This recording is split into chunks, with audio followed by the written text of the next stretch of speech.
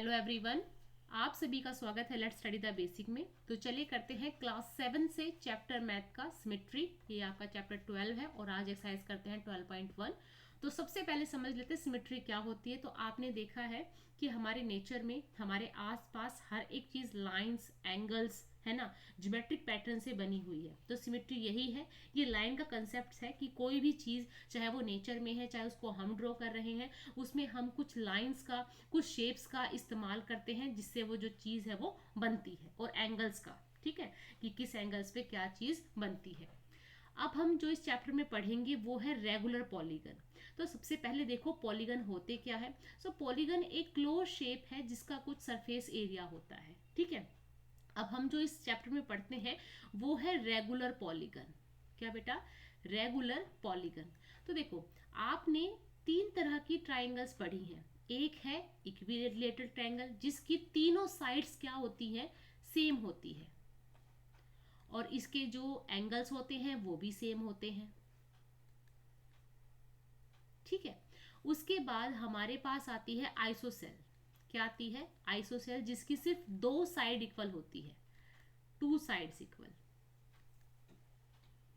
वहीं बात करें हम स्केलिन की, तो इसकी कोई सी भी साइड इक्वल नहीं होती, ठीक है, कोई भी साइड इक्वल नहीं होती। तो यहां से एक कंसेप्ट निकल के आता है कि रेगुलर पॉलीगन वही होते हैं जो सेम साइड ऑफ लेंथ हो और जो उनके एंगल्स बन रहे हैं वो भी सेम हो। तो इन तीनों में अगर हम देखें तो जो हमारे पास इक्विलेटरल ट्रायंगल होता है वो क्या होता है बेटा? Regular polygon. उसको हम क्या बोलते हैं? Regular polygon.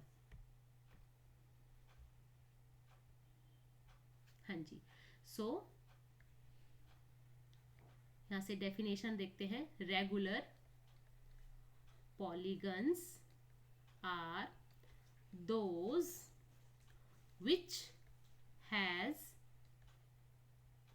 same length of sides and equal angles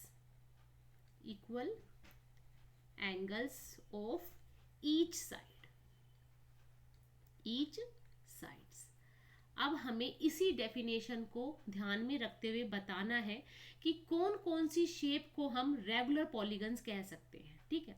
तो जो हमारे पास इक्विलेटरल ट्रायंगल्स होती हैं वो क्या होती है? रेगुलर पॉलीगन होती है। तो हम यह लिख देते हैं, जो हमारे पास इक्विलेटरल ट्रायंगल्स होती हैं वो क्या होती हैं? रेगुलर पॉलीगन होती है। क्या होती है? Regular polygons. क्यों होती है? क्योंकि इसकी तीनों साइड की जो लेंथ है वो इक्वल है, और जो इनका एंगल बनता है वो भी सेम होता है। और वो एंगल कितना होता है? 60 डिग्री ईच, कि ये भी 60 डिग्री है, ये भी 60 डिग्री है, और ये भी 60 डिग्री है। उसके बाद अगर हम स्क्वायर की बात करें तो स्क्वायर भी क्या होता है? रेगुलर पॉलीगन होता है। स्क्वायर क्या होता है? रेगुलर पॉलीगन होता है। क्यों होता है? क्योंकि बेटा इसकी जो सारी साइड की लेंथ है वो इक्वल है, ठीक है। आप इसको किससे बनाओगे? आप स्केल से बनाओगे। और जो आप इसके एंगल देखते हैं वो भी क्या है? 90 डिग्री के हैं, सभी सेम है, 90 डिग्री के हैं। तो ये भी क्या होता है? रेगुलर पॉलीगन होता है। क्या होता है? रेगुलर पॉलीगन होता है। वहीं अगर आप पेंटागन बनाते हैं, तो इसको भी हम क्या कहते हैं? रेगुलर पॉलीगन बोलते हैं। क्या बोलते हैं? रेगुलर पॉलीगन बोलते हैं। क्यों? क्योंकि अगर आप देखोगे तो इसकी जो सारी साइड्स है वो हम इक्वल लेते हैं, और जो इसका एक एंगल बनता है वो बनता है 108 डिग्री का। कि आप इनको अगर नापोगे तो कितना बनेगा? 108 डिग्री का एंगल बनेगा। ऐसी अगर हम हेक्सागन की बात करते हैं जिसमें 6 लाइंस होती हैं, तो वो भी एक रेगुलर पॉलीगन होता है। क्यों? क्योंकि इसके जो सारे जो एंगल होते हैं वो कितने के होते हैं? 120 डिग्री के होते हैं, और जो इसकी साइड की लेंथ होती है वो भी सभी इक्वल होती है। तो ये क्या हो गया? रेगुलर पॉलीगन हो गया। तो कुछ शेप्स के नाम दे के आपसे पूछा जाता है कि भाई इनमें से कौन कौन सा क्या है? रेगुलर पॉलीगन है और कौन सा नहीं है। तो आपने देखा कि रेगुलर पॉलीगन्स में होते हैं square, equilateral triangle, equilateral triangles, दूसरा होता है पेंटागन, फिर उसके बाद होता है क्या, हेक्सागन। ठीक है, ये तो आपको पता होगा कि हेक्सागन क्या होता है, इसमें 6 लाइंस होती है, पेंटागन की इसमें 5 लाइंस होती हैं। ठीक है, अब इनके अंदर भी हम पता करेंगे कि कितनी लाइंस ऑफ सिमेट्री होती है। ठीक है, हाँ जी। तो अगर हम एक ट्राइंगल की बात करें, इक्विलेटरल ट्राइंगल की, तो इसमें कितनी लाइन सिमेट्री हो जाएगी, 3। क्यों, ये देखो, ये इसको हाफ में डिवाइड कर रही है, ये यहाँ पे ये लाइन इसको हाफ पार्ट में डिवाइड कर रही है, और यहाँ ये, तो इसमें कितनी लाइन सिमेट्री होगी बेटा, इसमें 3। तो एक इक्विलेटरल ट्राइंगल में कितनी लाइन सिमेट्री हो गई, 3। ऐसे अगर हम स्क्वायर की बात करते हैं, स्क्वायर में कितनी लाइन है, 4।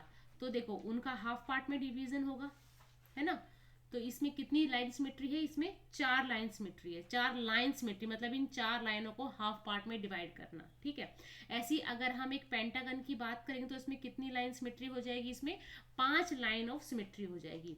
ऐसे अगर हम हेक्सागन की बात करें तो इसमें कितनी लाइन्स ऑफ सिमेट्री हो जाएंगी, इसमें हो जाएंगी 6 lines of symmetry, 6 lines of symmetry, कि 6 लाइनों से बना हुआ। ठीक है, तो चलिए अब आ जाते हैं अपने क्वेश्चन आंसर्स पे। तो देखो यहाँ पे आपको इसकी एक्सिस बतानी है। एक्सिस कैसे बताएंगे कि जैसे पेपर है, पेपर को आपने बीच में से फोल्ड कर दिया, एक तरफ आपने उसको क्या किया, उसको पंच किया, होल बन गया, तो जब आप उसको खोलोगे तो आपको दूसरी साइड भी एक होल दिखाई देगा। तो इसका मतलब इसको हाफ में हमने मोड़ा था और फिर उसको पंच किया, तब ये क्या बन गया हमारे पास, इसकी एक्सिस बन गई बीचों बीच।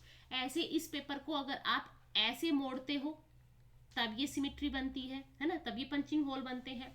इसको आप हाफ पार्ट में ऐसे फोल्ड करते हो तब बनती है। इसको करेंगे तो ये भी आप इसको हाफ पार्ट में फोल्ड करोगे तब जाके ऐसी सिमेट्री बनेगी।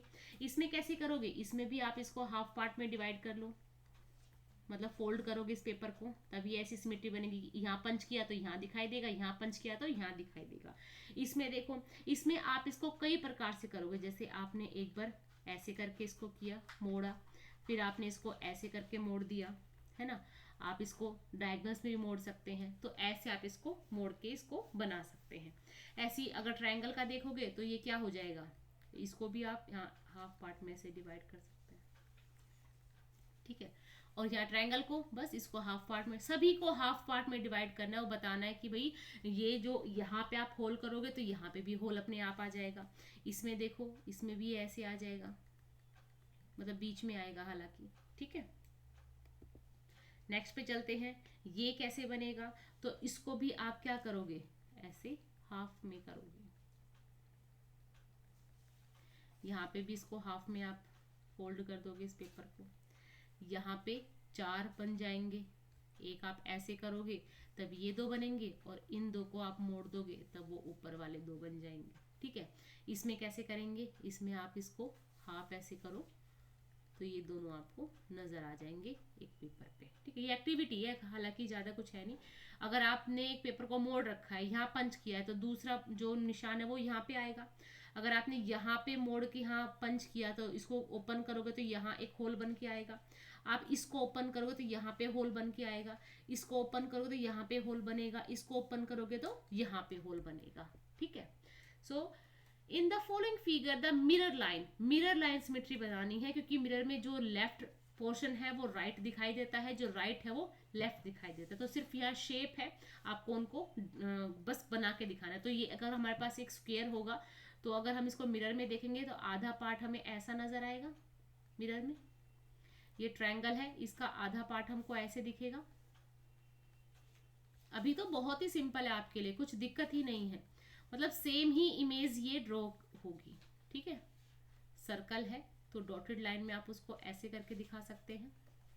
ठीक है, अगर ये ऐसे पेंटागन है तो आप पेंटागन बना के दिखाओगे डॉटेड लाइन में। ठीक है, यहाँ पे आप इसको आधा करो, फिर ये, फिर नीचे जाएगा, फिर ऐसा ऐसे करके और उसको ऐसे जोड़ देना। ठीक है, The following figures have more than one line of symmetry. Such figures are said to be have multiple lines of symmetry. ठीक है, so identify multiples line of symmetry if any in each of the following figure. तो आपको इनमें से बताना है कि भाई इनमें से कि कितनी सिमेट्री, कितनी लाइंस ऑफ सिमेट्री है। तो देखो अगर हम इसकी बात करते हैं, ठीक है, तो बीच में हमारे पास क्या आ जाएगा, हम एक बीच में एक पॉइंट ड्रॉ करते हैं। तो देखो सबसे पहले ये एक लाइन आ जाएगी, इसको हाफ कट करती हुई। फिर उसके बाद हम यहाँ से इस लाइन को हाफ करेंगे, तो इसकी एक लाइन बन गया। इस बीच वाली को हम हाफ करेंगे तो ये आ गया, ठीक है। तो आप इसको ऐसे हाफ पार्ट में डिवाइड कर सकते हैं। इसको देखो सबसे पहले आप इसके बीच में से एक सीधी की सीधी लाइन खींचेंगे, ये डॉटेड रहेगी। फिर आप इसको, तो इसमें ये लाइन सिमेट्री रहेगी। इसमें देखेंगे ट्रायंगल है, तो देखो ये सबसे पहले इस लाइन को हाफ कट करती हुई, फिर ये इस लाइन को हाफ कट करती हुई, और फिर ये इस वाली लाइन को हाफ कट करती हुई। तो इसमें ये सिमेट्री हो जाएगी। इसमें करेंगे तो आप डायगोनल्स ड्रॉ करेंगे, एक डायगोनल ये हो गया और एक डायगोनल ये हो गया।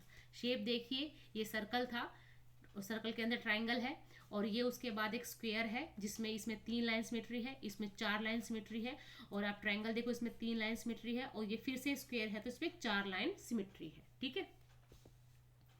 इसमें देखिए इसमें कितनी बन जाएंगी। तो सबसे पहले आप इसको हाफ करते हैं, फिर आप इसको हाफ करते हैं, ठीक है।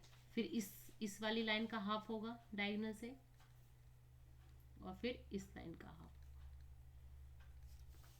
तो इसमें कितनी सिमेट्री लाइन है, 1 2 3 4, ठीक है। अब इसमें देखिए इसमें कैसे करेंगे, तो इसमें तो सिर्फ एक सीधी लाइन होगी, इसको हाफ पार्ट में डिवाइड करते हुए सिमेट्री लाइन होगी। इसमें देखिए तो सबसे पहले ये यहाँ पे आप इसको हाफ करते हैं, इसको हाफ करेंगे, फिर डायगोनल्स को हाफ करते हैं, या आप स्केल की हेल्प से करेंगे काम, ठीक है। तो ऐसे सिमेट्री बन जाएगी। इसमें सर्कल है तो बहुत सारी बनेंगी कि भाई एक ऐसे इसको कट कर रही है, एक ऐसे कट कर रही है, फिर एक बीच में कट करेगी, फिर एक ऐसे जाती हुई बनेगी। मतलब आपको इसकी लाइन से ही इनको ऐसे ड्रॉ करके दिखाना है, ठीक है। जितने ये ऐसे हमारे पास ये बने हुए हैं, इनको इससे ही आपको हाफ हाफ हाफ ड्रॉ करके दिखाना है symmetry line. Copy the figure given below. अब इसको आपको कॉपी करना है। Take any one diagonal as a line of symmetry and shade a few more squares to make the figure symmetric about a diagonals as there one more than one way to do that, will the figure be symmetric about both the diagonals। तो आपको क्या करना है, एक ऐसा ही आपको pattern बनाना है same सा, ठीक है। आप ऐसा ही एक पैटर्न ड्रॉ कर लेते हैं,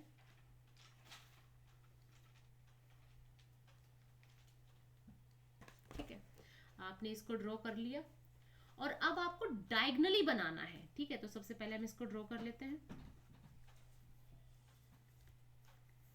डायगोनल क्या हो जाएंगे, ऐसे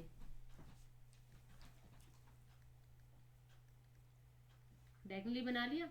अब आप इसमें कुछ क्या बनाइए, कुछ पैटर्न्स बनाइए। तो देखो अब आपने इन दोनों को फिल कर दिया, फिर इन दोनों को फिल कर दिया, इन दोनों को फिल कर दिया और इन दोनों को फिल कर दिया। तो बन गया ना एक पैटर्न। ऐसे ही आप एक और बना सकते हैं कि आपने एक और पैटर्न ड्रॉ किया, डायगोनली करना है ये सारा काम, ठीक है। यहाँ पे आपने एक और डायगोनल बना दिया ऐसा, ठीक है। अब आपने क्या किया, एक इसको फिल कर दिया, सॉरी, एक इसको फिल कर दिया आपने, एक इसको फिल कर दिया, एक इस वाले को फिल कर दिया, ठीक है। एक जो बचा है आपने इसको फिल कर दिया। ऐसे करके सिर्फ आपको पैटर्न्स बनाने हैं, सिमेट्री बनानी है डायगोनल्स को ड्रॉ करके, ठीक है। नेक्स्ट है copy the diagram and complete each shape of the same symmetric about the mirror line. Same इसके जैसी आपको सेम लाइन बनाने। तो अगर आप मिरर में देखोगे तो देखो ये कैसी बनती हुई नजर आएगी। अगर मैं मिरर में इसको देखती हूँ तो ये ऐसी ही बनती नजर आएंगी, है ना, ये ऐसी ही बनती नजर आएंगी। ऐसे ही ये देखते हैं तो ये भी कैसे, ये भी ऐसे बनती नजर आएंगी, ठीक है। उसके बाद ये भी, ये कैसी बनेगी, ये भी ऐसे ही बनेगी। मिरर इमेज देखनी है, ठीक है। ये भी ऐसे, इसको आप पूरा फिल कर सकते हो। तो ये यहाँ तक हो गया, फिर उसके बाद ये ऐसे, है ना, मिरर इमेज आपको बनानी है। इसको पूरा करेंगे तो एक ये ऐसे बनेगा, एक ये ऐसे बनेगा, और यहाँ पे नीचे करेंगे तो एक यहाँ पे और दूसरा वाला यहाँ पे, ठीक है। State the number of lines of symmetry for the following figure. अब आपको इनकी सिमेट्री लाइन बतानी है कि किसमें कितनी सिमेट्री ऑफ लाइन है। तो आपको पता है इक्विलेटरल ट्रायंगल में कितनी हो जाएंगी, 3। क्यों, इसमें 3 लाइन है। आप इन 3 का हाफ करेंगे, सॉरी इसको ढंग से करते हैं।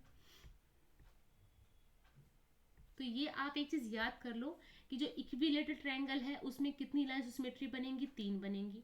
आइसोसेल में कितनी बनेगी, सिर्फ 1 बनेगी।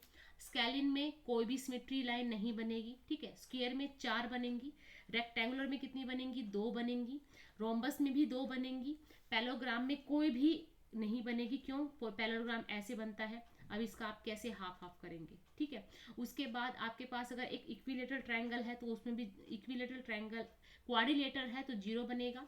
रेगुलर हेक्सागन है तो आप इसमें 6 बना सकते हो सिमेट्री लाइन से। और सर्कल में तो आप बहुत सारी सिमेट्री लाइन ड्रॉ कर सकते हो, जिसमें हम क्या लिखेंगे, इनफाइनाइटली। ये थोड़ा सा दिमाग में रखिएगा कि किससे कितनी लाइंस बना सकते हैं। इक्विलेटरल ट्रायंगल से हम 3 सिमेट्री लाइन से बना सकते हैं। आइसोसेल से सिर्फ 1 बनेगी। स्केलिन से 0 बनेगी। स्क्वायर से 4 बनेगी।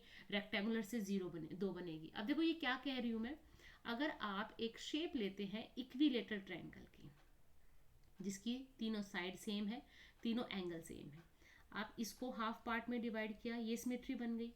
आपने इस लाइन को हाफ पार्ट में डिवाइड किया, ये सिमेट्री बन गई। आपने इस लाइन को हाफ पार्ट में डिवाइड किया, ये सिमेट्री बन गई। तो इसका मतलब 1 2 3, कितनी सिमेट्री लाइन है, 3। आइसोसेल ट्रायंगल में सिर्फ 2 साइड इक्वल होती है, ठीक है। अब सिर्फ आप इसको ही हाफ पार्ट में डिवाइड कर सकते हैं, ठीक है, क्योंकि आइसोसेल ट्रायंगल है, सिमेट्री में बराबर चाहिए होती है, इक्वल लेंथ, ठीक है।